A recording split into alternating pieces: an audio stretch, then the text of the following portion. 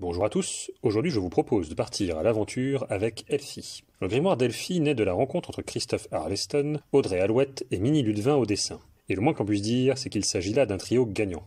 Résumons un peu cette histoire.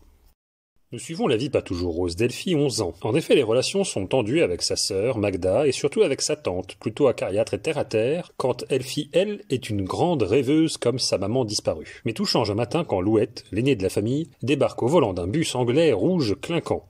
Elle est venue prendre ses sœurs pour les emmener vivre avec elle. Comment me direz-vous? Eh bien, en devenant libraire itinérante, car le fameux bus a été transformé pour servir de librairie mobile et de lieu de vie pour les trois sœurs. Elfie est donc très heureuse de quitter sa vie chez sa tante et de partir ainsi à l'aventure. Première destination, la Bretagne, ses phares, sa mer, sa faune et sa gastronomie. Enfin presque. La Bretagne, précisément l'île de Kermalo, c'est surtout là où elles allaient en vacances avec leur mère. Et à cette occasion, Louette va donner des choses à ses petites sœurs. Des objets laissés par leur mère à leur intention. C'est ainsi qu'Elfie reçoit un étrange grimoire sans rien d'écrit dedans. La seule chose décrite, c'est cette étrange instruction sur la couverture. Nourris-moi. Mais que donne-t-on à manger à un grimoire? C'est Ronan, un garçon qui habite l'île, qui va lui apporter un début de réponse. Il lui propose d'écrire des histoires dans ce beau carnet. Pour Elfie, c'est la révélation. Elle va écrire des histoires comme le faisait sa maman.